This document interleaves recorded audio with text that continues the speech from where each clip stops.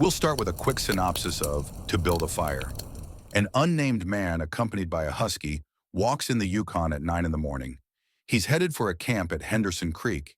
He's alert to the winter springs that could weaken the ice. At 12:30, he stops for lunch and builds a fire. He then continues his journey, but soon breaks through the ice and soaks himself halfway to the knees.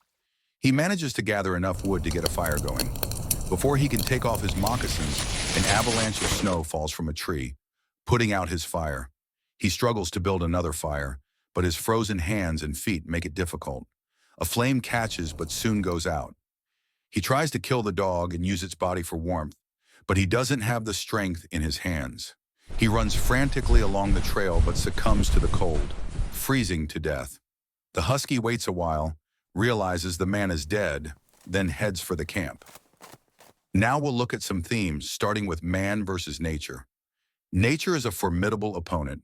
The man is surprised several times by how quickly his hands go numb when he removes his gloves, and his toes go numb as soon as he sits down to eat. The man battles the frost, but as a creature of temperature able to live within certain narrow limits of heat and cold, he's ill-equipped to face it alone. After failing to relight his fire, he was losing in his battle with the frost.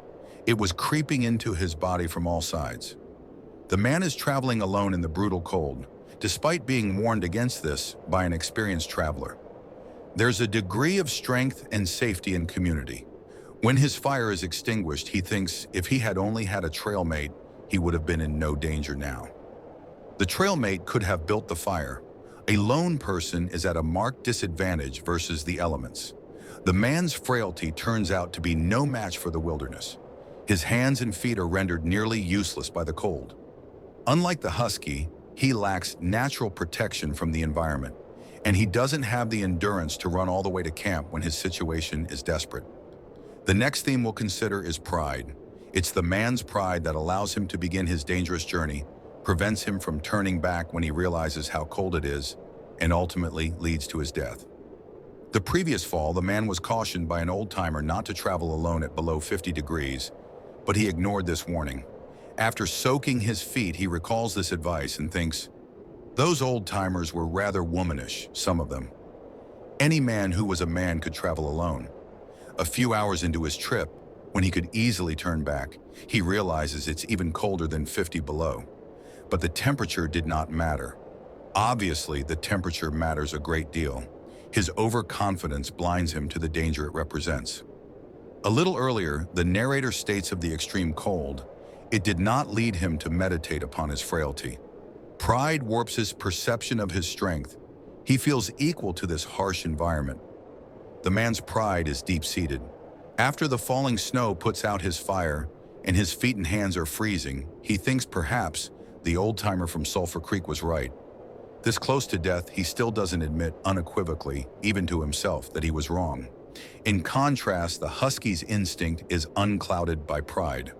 While the man feels confident, the husky was depressed by the tremendous cold.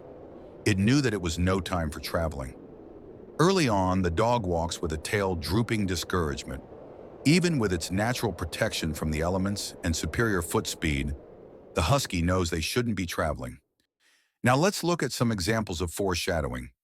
Immediately, the omniscient narrator describes the cold, the bleak environment, the seemingly endless trail, in the absence of the sun. The result is an intangible pall over the face of things, a subtle gloom that made the day dark. We know something bad is going to happen, if not what. The husky's reaction intensifies the sense of danger to come. It is reluctant to make this journey and feels a vague but menacing apprehension that subdued it and made it slink along at the man's heels. If a naturally equipped, powerful animal feels menaced by this trip, the man is probably in for an epic fight. The man also has a repetitive thought about how cold it is. The reader knows he's only going to get colder the longer he is outside, so we anticipate a final battle with the cold. These superficial acknowledgments of the cold don't affect his behavior. The thought becomes a cliché, as if he's making small talk with himself. The man is quick and alert in the things of life, but only in the things and not in the significances. Although the man is aware of the extreme cold, he misses its significance. It leaves very little room for error, so traveling alone is too dangerous. We're also told the man's beard is solidly frosted and increasing with every warm, moist breath he exhaled.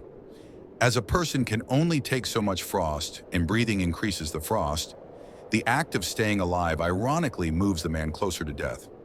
Now we know for sure that a life and death struggle is imminent, one that the man will probably lose. I hope this look at Jack London's To Build a Fire was helpful. Subscribe for more literary commentary. Is that it? Because it's freezing out here, man. Okay, I'm leaving.